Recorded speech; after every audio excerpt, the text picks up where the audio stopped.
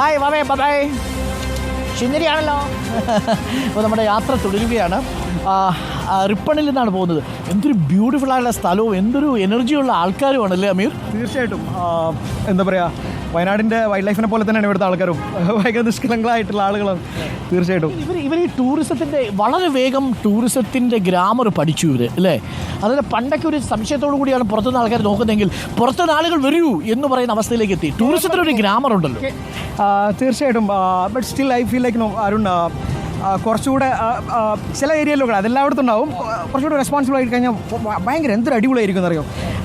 ആ ഒരു സംഭവം ഞാനിപ്പോൾ ചില ഏരിയ, ഫോർ എക്സാമ്പിൾ അരുൺ ഞാൻ പറയാം, നമ്മളിവിടെ വൈബ് എന്ന് പറഞ്ഞ് മലയിലോട്ട് കയറുന്നുണ്ട്.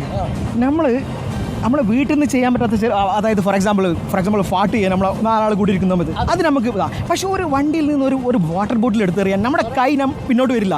അതുപോലെ മിഠായിയുടെ കവർ, അതുപോലെ ഇവിടെ ടൂർ വരുന്നവരെന്ത് ചെയ്യുന്ന പറയുക, ഒരുപാട് വേസ്റ്റ് ഇവിടെ ഇത് എൻ്റെ സ്ഥലമല്ല, എൻ്റെ പ്രോപ്പർട്ടി അല്ല എന്ന് പറഞ്ഞിട്ട് പുറത്തോട്ട് ഇടുന്നൊരവസ്ഥ. അത് അരുൺ കോർ ഫോറസ്റ്റിനകത്തൊക്കെ പോയി കഴിഞ്ഞാലുണ്ടല്ലോ അവിടെയൊക്കെ പ്ലാസ്റ്റിക് ഭയങ്കര. അയ്യോ, ഞങ്ങൾ അവിടെ ഒരുപാട് വൈകി പോയി. സന്തോഷം നിങ്ങൾ നിന്നല്ലോ. സന്തോഷം. ഹായ് കുഞ്ഞാമേ.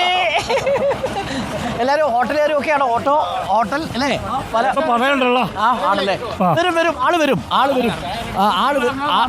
ആള് തീർച്ചയായിട്ടും വരും കേട്ടോ. ഞാൻ ഒരു ദിവസം വന്ന് കാണണം. ഓക്കെ, അപ്പോൾ ഞങ്ങളൊന്ന് അവിടെ വരെ എത്തണം. ഓക്കെ, അപ്പോൾ താങ്ക് യു. അപ്പോൾ ആള് വരും, സങ്കടമൊന്നും വേണ്ട എല്ലാവർക്കും. Okay, thank you.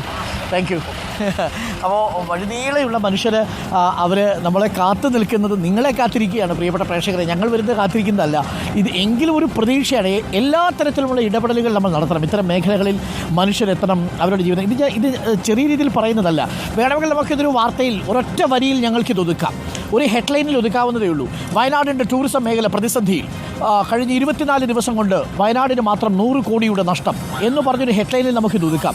പക്ഷേ ആ ഹെഡ്ലൈനിൽ ഒതുക്കാതെ നമ്മൾ ആ വാർത്തയുടെ ഗൗരവം ഉൾക്കൊണ്ടുകൊണ്ടാണ് ഇവിടുത്തെ ജനങ്ങളുടെ ഇടയിലേക്ക് ഇറങ്ങാൻ തീരുമാനിച്ചത്. അവരുടെ ആശങ്കകൾ ഇപ്പോൾ പ്രേക്ഷകർക്ക് മനസ്സിലായി കാണുമല്ലോ. ഓട്ടോ ഡ്രൈവർമാർ എന്ത് ചെയ്യും നിങ്ങളൊന്ന് ആലോചിച്ച് നോക്കൂ.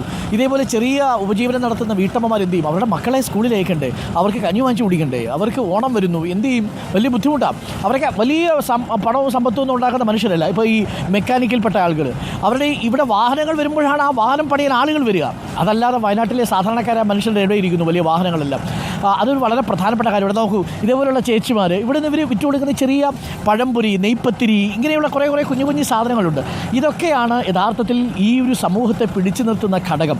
അതുകൊണ്ടാണ് എനിക്കറിയില്ല മറ്റേതെങ്കിലും മാധ്യമം ഇതേ രീതിയിൽ ഇത്രയും മണിക്കൂറുകൾ ഏതെങ്കിലും ഒരു പ്രദേശത്തിൻ്റെ സൗന്ദര്യം, അതിൻ്റെ ടൂറിസം സാധ്യത പുറം ലോകത്തെത്തിക്കാൻ വേണ്ടി ഇത്രയും എക്സ്റ്റെൻസീവായി പൊതുജന സമൂഹത്തോടൊപ്പം ഇറങ്ങിയിട്ടുണ്ടോ എന്നുള്ളത്. ഇല്ലെങ്കിൽ എന്താ സംഭവിക്കാമെന്ന് വെച്ചാൽ ഈ ദുരന്ത റിപ്പോർട്ട് ചെയ്ത് നമ്മളൊക്കെ അങ്ങ് പോകും. പക്ഷേ ഇവിടെയുള്ള മനുഷ്യരുടെ കാര്യം പിന്നീട് ആരും തിരിഞ്ഞു നോക്കാത്ത അവസ്ഥയാവും. അവർ പട്ടിണിയിലാവും. പിന്നീട് നമ്മൾ കേൾക്കുമല്ലോ, ഒരിക്കലും കേൾക്കാൻ പാടില്ലാത്ത ആത്മഹത്യയുടെ വാർത്തകൾ നമ്മൾ കാർഷിക മേഖലയിൽ നിന്ന് കണ്ടു. അതിൻ്റെ ഒരു പ്രതിസന്ധി അനുഭവിച്ച മനുഷ്യരാണ്, വന്യജീവി ആക്രമണം നേരിടുന്ന മനുഷ്യരാണ്. അവർ ടൂറിസം കൊണ്ടാണ് ഒന്ന് പിടിച്ചു വരുന്നത്. അതുകൊണ്ട് അവരെ നമുക്ക് തിരികെ കൊണ്ടുവരണം. വയനാട് സുരക്ഷിതമാണ്, വയനാട്ടിൽ ഭീതി ഒന്നും വേണ്ട, അങ്ങനൊരു വാർത്തയും പുറത്തു ലോകത്തുണ്ട്. ഒരു പ്രേക്ഷകൻ എന്നെ വിളിച്ചു പറഞ്ഞത് ഇവിടെയൊക്കെയുള്ള വെള്ളത്തിൽ ശവത്തിൻ്റെ മണമുണ്ടെന്നൊരു പ്രചരണമുണ്ട് അത്രേ. അങ്ങനെയൊന്നും ഇല്ല കേട്ടോ. ഒരു കാരണവശാലും അതൊന്നും നിങ്ങൾ വിശ്വസിക്കരുത്. അങ്ങനെയൊന്നും ഒരു വാസ്തവമില്ല. ഇതൊക്കെ അഭ്യൂഹ കഥകളാണ്. അത് നീക്കാൻ വേണ്ടി കൂടിയാണ് റിപ്പോർട്ടർ ഇപ്പോൾ പുറത്തേക്ക് വന്നത്. ഇവിടെയുള്ള വെള്ളം ശുദ്ധമാണ്, മനുഷ്യർ അതിലേറെ ശുദ്ധമാണ് എന്നുള്ളതാണ്. നമ്മളിപ്പോൾ